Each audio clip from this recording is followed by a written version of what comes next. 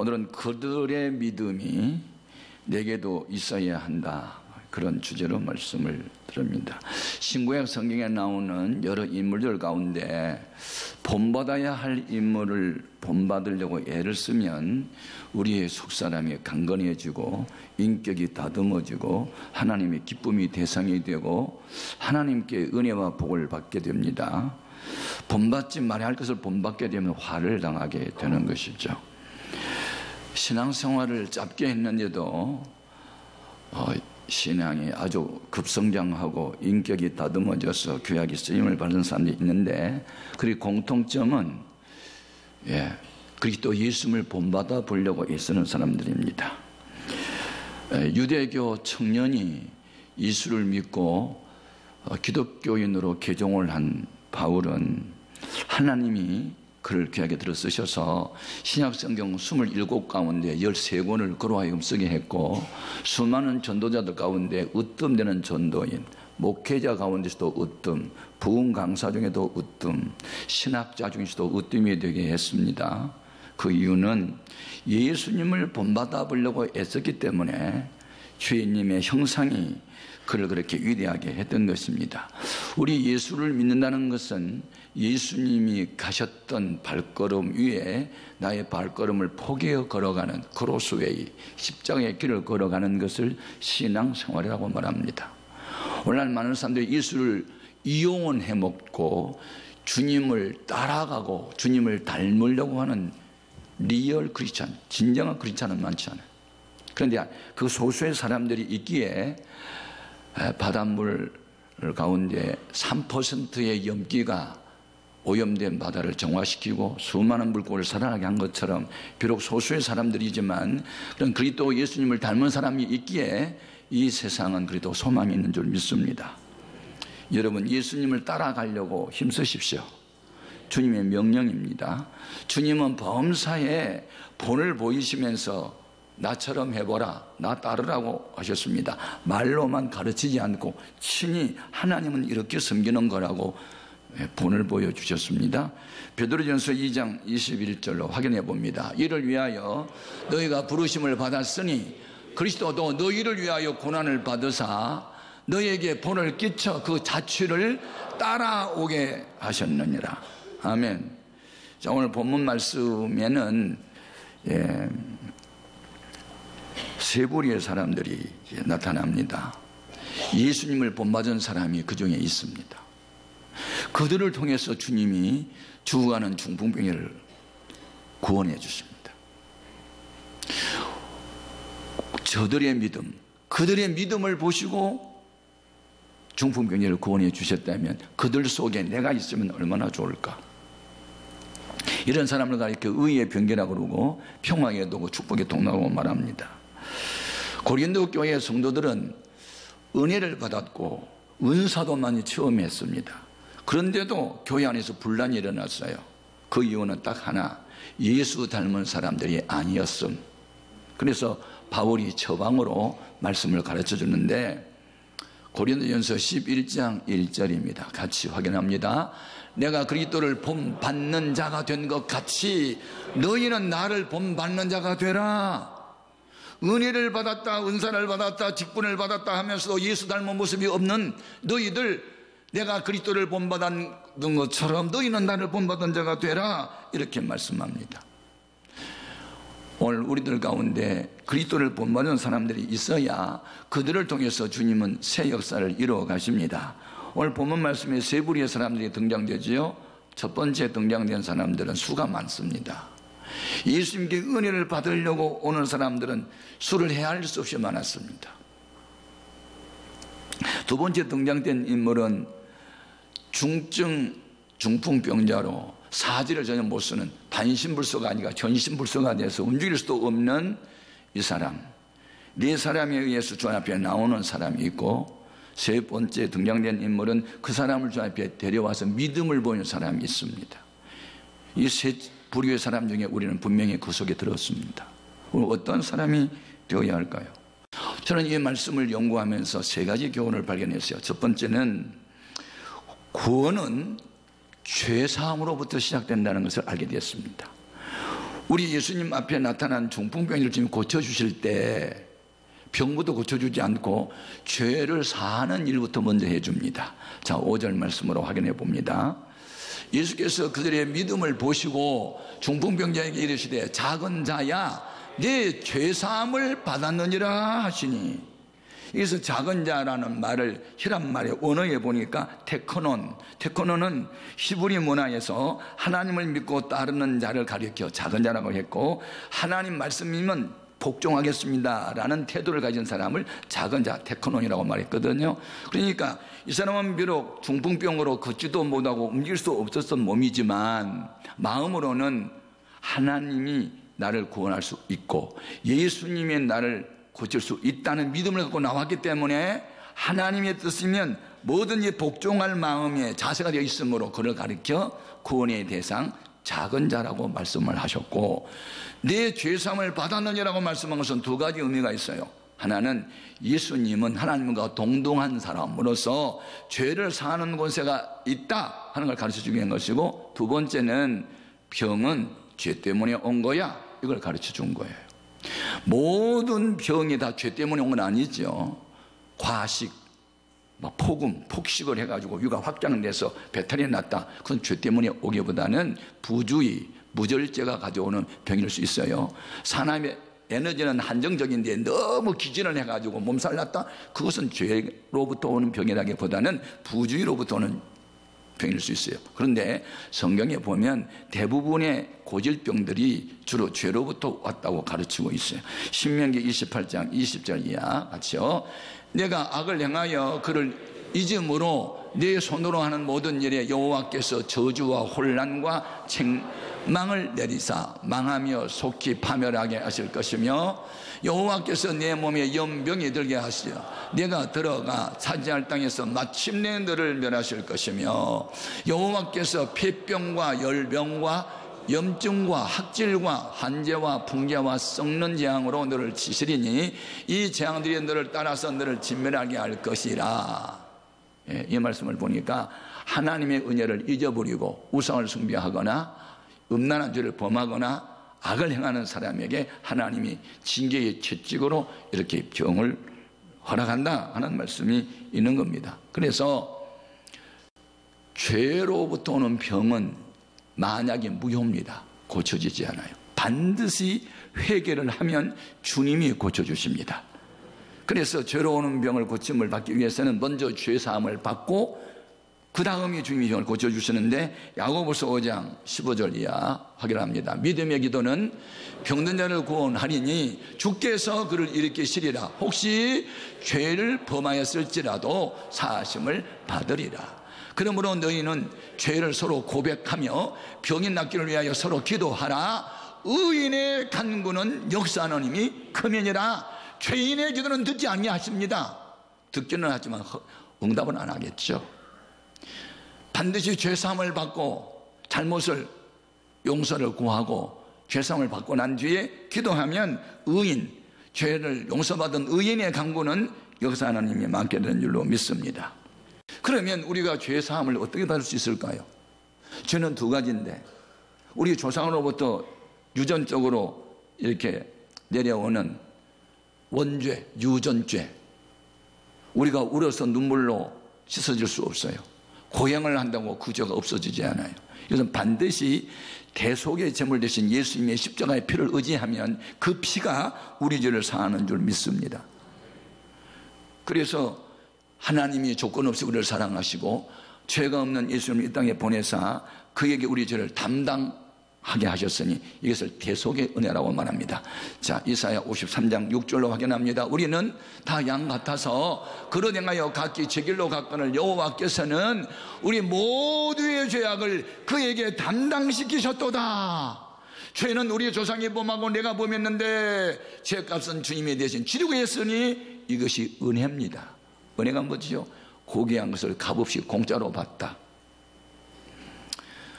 우리 조상으로부터 물려받은 모든 죄는 예수님의 보혈로 청산이 됩니다. 베드로전서 1장 18절 이하로 너희가 알거니와 너희 조상이 물려준 헛된 행실에서 대속함을 받은 것은 은이나 금같이 없어질 것으로 된 것이 아니에요. 오직 흠없고 점없는 어린 양 같은 그리스도의 보배로운 피로 된 것이니라. 그래서 우리가 구원을 받고 기뻐서 찬송하는 주제는 예수님의 보혈입니다. 나의 죄를 씻기는 예수의 피밖에 없네. 나를 성쾌하게도 예수의 피밖에 없네. 영원토록 내가 할 말은 예수님의 피밖에 없네. 그러면 두 번째, 자범죄. 내가 크리스찬으로서 할 도리를 다하지 못하고 말씀을 어겼다. 그것은 반드시 죄를 자백하고 회개를 통해서 용서를 받아야 됩니다.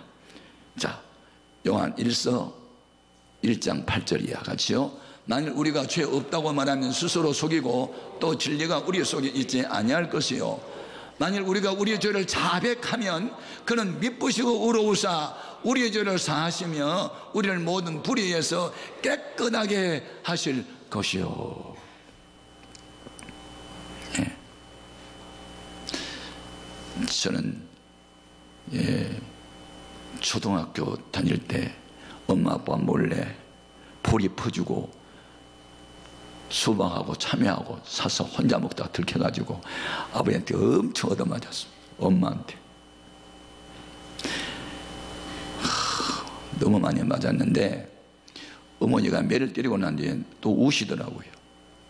야, 배가 고파서 사 먹은 것은 죄가 아닌데 거짓말한 게 죄라고 그러면서 막 우는 거예요. 어머니 울음 앞에 내가 막 펑펑 울면서 죄는 내가 졌는데 엄마는 왜 울어? 이게 사랑의 매였어. 우리가 공고하고 고통당하고 병드는 거 주님이 기뻐하지 않아요. 주님도 함께 우세요. 우리를 사랑하기 때문에. 근데 우리가 우리 죄를 자백하면 매를 때리려고 하다가도 잘못했다가 용서를 빌면 금방 매를 던져버리신 하나님, 우리는 반드시 죄를 회개할 때 하나님 우리 죄를 용서하신 줄로 믿습니다. 예? 그래서 오늘 여기 중풍병자도 죄로부터 든 병이었기 때문에 죄사함을 먼저 허락하시고 그 다음에 병을 고쳐주십니다. 자, 11절 12절 같이요.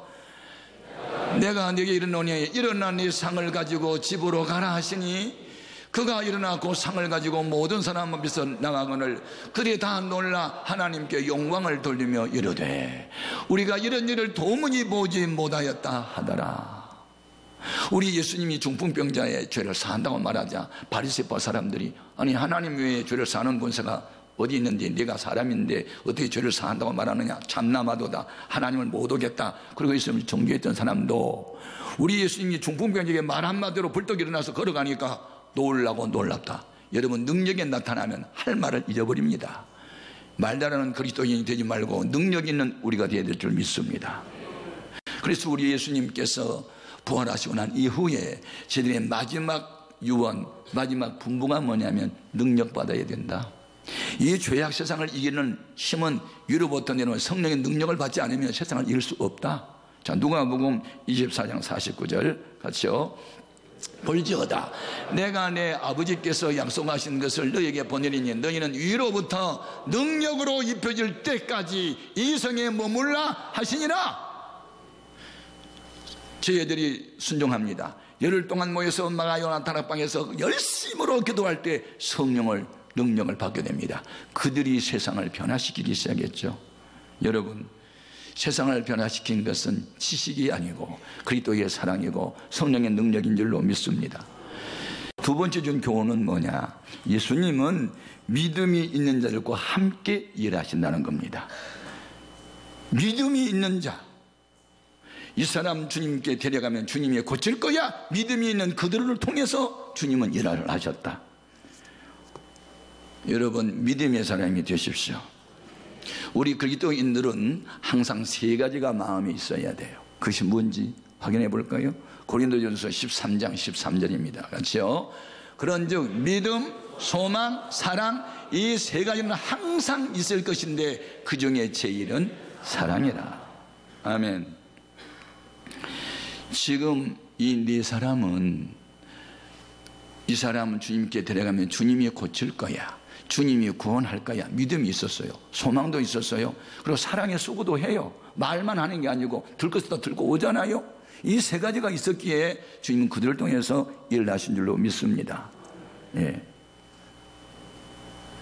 여러분, 믿음의 사람은 어떤 일을 추진해 가다가 어려움이 있어도 거기서 주저앉지 않습니다. 자, 우리가 어떤 선한 일을 하고 싶고 하나님 기쁨의 대상이 되고 싶고 복을 받고 싶을 어떤 일을 하려고 할 때는 언제나 장애물이 항상 나타나기 마련이에요. 자, 이들이 옛사람을 메고 왔을 때 어떤 문제가 생겼을까? 자, 1절 2절 보겠습니다. 같이요.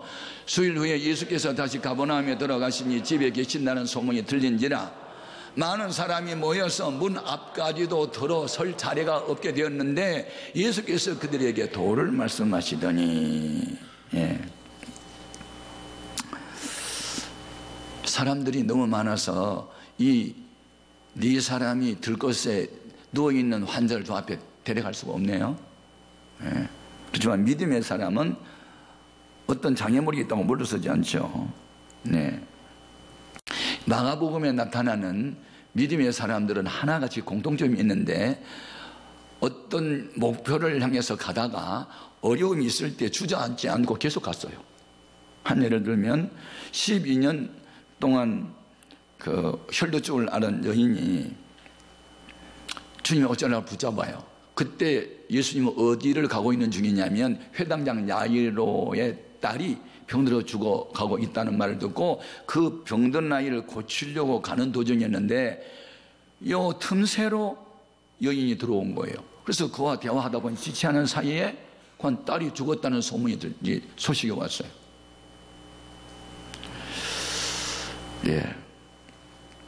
그래서 이 회당장 마음에 아이고 이 여자 때문에 시간이 늦춰가지고 우리 딸 죽었다 그런 생각이 들어온 거예요.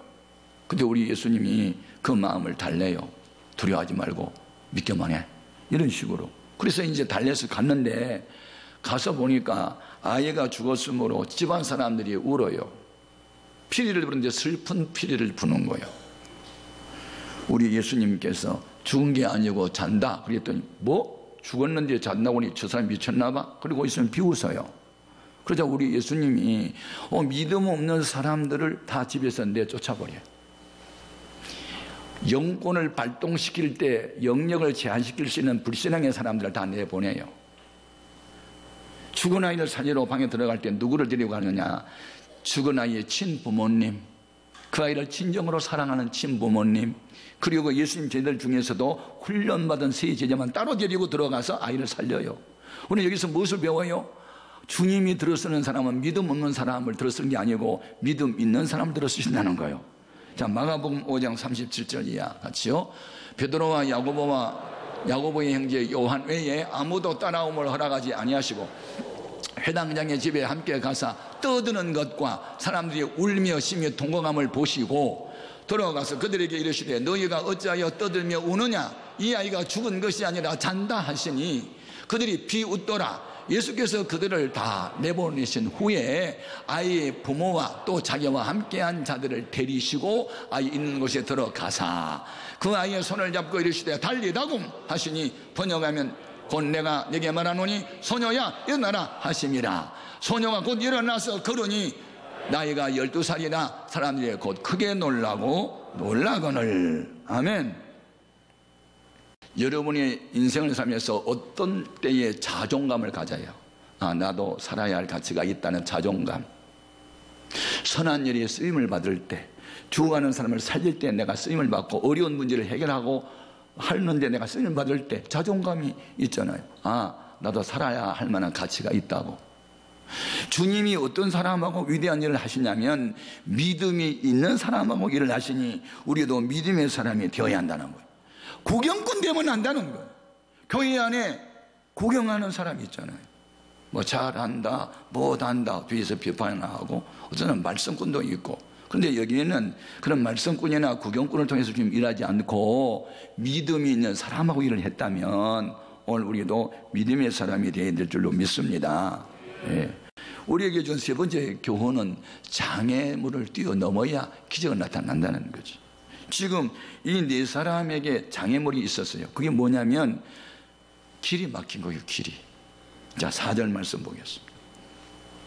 무리들 때문에 예수께 데려갈 수 없으므로 그 계신 곳에 지붕을 뜯어 구멍을 내고 중풍병자가 누운 상을 달아내리니 무리들 때문에 예수께 데려갈 수 없다. 이 부정적인 말이잖아요. 없다. 할 수 없다. 여러분 직선이 막히면 돌아가는 길도 찾아보십시오. 전쟁에 나가는 화랑들은 임전 못해. 전쟁에 나가면 물러서지 않는다. 이게 하나님의 기뻐한 일이고 뜻이다. 그러면 가야지. 어려움이 있다고 뒤로 물러서요? 돌아가요? 포기해요? 아니에요. 그들은 길을 찾아봤더니 옥상으로 올라가는 계단이 보인 거예요. 야, 여기 길이 있다. 이 길로 가자. 올라갔어요. 여러분 계단에 올라갈 때, 환자를 들고 올라갈 때 이게 경사지면 아이 쏟아져요. 죽어요. 그러니까 이걸 밸런스를 맞추려면 얼마나 균형을 잡으려고 노력을 했을까 상상을 해보라고요. 그 다음에 예수님의 방 안에서 지금 도를 말씀하고 복음을 전하고 계시는데 예수님 앞에 이 사람을 달아내려면 지붕을 또 뜯어야 되잖아요. 한 사람을 살리는데 그렇게 쉬워요? 지붕을 뜯어내야지. 이게 뭐예요? 소극적이에요? 적극적이에요? 우선순위가 뭐냐? 지붕이 우선순위가 아니다. 다음에 돈 들여서 고쳐주면 되는데 사람부터 살리고 보자. 이런 의식이 있었다는. 나라와 민족이 망해하는 길로 가고 있는데 그걸로 가면 안 됩니다 하고 사는 길을 제시할 수 있어야 기독교회입니다. 이 길로 가야 삽니다 하고 구원의 길을 제시해야 됩니다. 그들을 끌고 와야 됩니다. 교회가 세상을 따라가면 안 돼요. 세상을 끌어와야지 주님 앞으로. 그래서 지붕을 뜯는 그들의 믿음을 보시고 그 적극적인 사람들 보시고 장애를 극복하는 사람을 보시고 병자를 고치고 구원하잖아요. 한 생명이 세상에 태어나기까지 산모의 진통이 경험되지 않으면 태어날 수 없어요. 애 낳기 힘들다고 애 안 낳으면 하나님도 거역하는 거예요. 힘들어도 애 낳아야지. 아멘도 안 하네. 우리나라가 저출산, 예? 그런데 동성애법까지 만들어 놓으면 이제 애는 낳기는 틀렸지만, 예? 어떻게 해야 될 거예요? 그래서 여기에서 배워야 할 게 있어요. 지금 주님의 마음에 들었던 것은 이 네 사람은 주님의 모습을 보여준 거예요. 왕이면서도 남을 섬기는 종의 모습. 바울을 왜 그렇게 위대하게 썼을까요? 그는 당시에 로마 시민권자예요. 요즘으로 하면 서울대 법대 출신이에요. 최고의 지성인이에요. 율법으로 흠이 없었어요. 그래서 유대교에서 유망주로 그를 선택했던 사람이에요. 대단한 사람이었어요. 예? 시골 깡촌에서 수도 서울에 유학 갔던 사람 아니에요? 그런데도 예수 만나고 그 마음에는 나는 스스로 작은 자라고 자평을 하면서 나는 모든 사람을 얻기 위해서 종의 모습으로 살겠다니, 섬기는 자로. 자, 고린도전서 9장 19절 같이요. 내가 모든 사람에게서 자유로우나 스스로 모든 사람에게 종이 된 것은 더 많은 사람을 얻고자 함이라. 정상적인 그리스도인은 두 가지 신분이 있어요. 하나는 천국을 유업으로 받을 자녀라는 이름. 자녀라는 이름으로 천국 가요. 종은 못 가니까. 그러나 사역자, 일을 하는 일꾼은 종의 모습으로 나타나야 돼요. 하나님은 그런 사람을 통해서 죽을 사람을 살리게 되는 줄로 믿습니다. 윈스턴 처칠이 은퇴를 하고 다리를 절름거리며 지팡이의 몸을 의지하고 자기가 졸업했던 대학에 가서 졸업식 때 연설한 유명한 말이 있어요. 젊은이들이여 꿈을 가지십시오.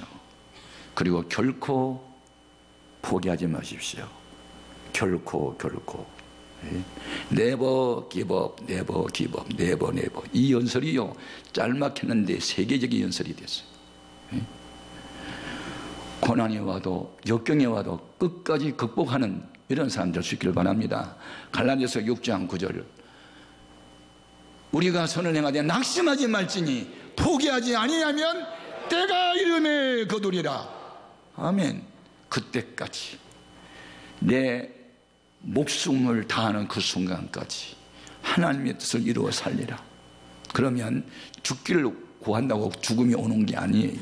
사명이 있으면 죽을 사람 살려서 들어쓰시고 쓸만한 가치 없으면 살고 싶어도 죽는 거예요. 그래서 여러분, 우리는 나라와 민족이 위기에 처할 때 나라와 민족 건져야 되고, 내 친척, 부모, 친구, 내 형제 자매가 죽음의 길을 걸어갈 때 그들을 건지는데 그 네 사람 속에 나도 그 속에 있다면 주님과 함께 일하는 사람이요, 주님과 함께 영광의 나라에 갈 사람이요, 생애가 복되게 될 것이니 우리도 그들 속에 있기를 바랍니다.